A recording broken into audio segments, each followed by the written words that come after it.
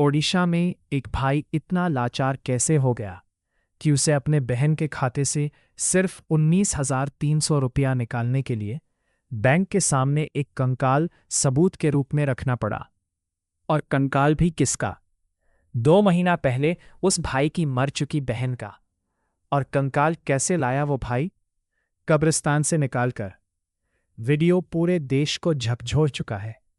और आज का खबर नहीं, हमारा सरकारी सिस्टम जो धीरे धीरे मर रहा है, उसका जीता जागता उदाहरण होगा।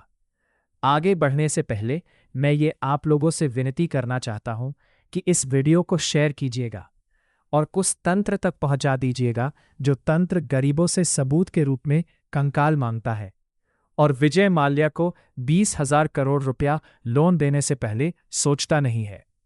ये वही सिस्टम है जो एक गरीब को 1 डिसमिल जमीन तक नहीं देता है और अडानी को 1 रुपया प्रति एकड़ के हिसाब से जमीन दे देता है।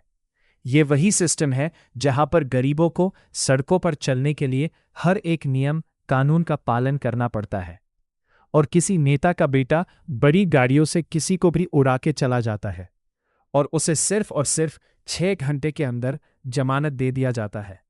ये इस देश के तमाम उन गरीबों की कहानी है जो सिस्टम के नियमों तले कहीं नहीं तो कहीं रोज घुट घुट के मरते हैं। इंसानियत अगर आपके और हमारे अंदर जिंदा होगी तो इस खबर को उस सिस्टम तक पहुंचा दीजिए जो गरीबों के लिए पूरी तरीके से लापरवाही हो चुका है और अमीरों के लिए रेड कारपेट बिछा के खड़ा है। भारत के सरकारी तंत्र का नियम और कानून गरीबों के लिए पत्थर की लकीर बन जाता है और अमीरों के लिए कागज पर पेंसिल से लिखा हुआ चंद वर्ड जिसे वो जब चाहे तब मिटा देते हैं। लेकिन गरीब उस पत्थर की लकीर को कभी पार नहीं कर पाता है। जीतू मुंडा की ये कहानी उस लोकतंत्र के ऊपर करारा तमाचा है जो बार बार ये कहता है कि हम नीचे से ऊपर तक सबके लिए सामान्य हैं।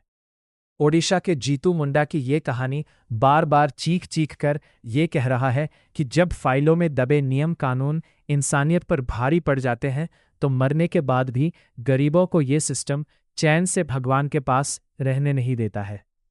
एक भाई के नाते मैं आप लोगों से कहना चाहता हूं कि शेयर कीजिएगा इस वीडियो को, वरना अगली बारी किसी की भी हो सकती है। जय हिंद।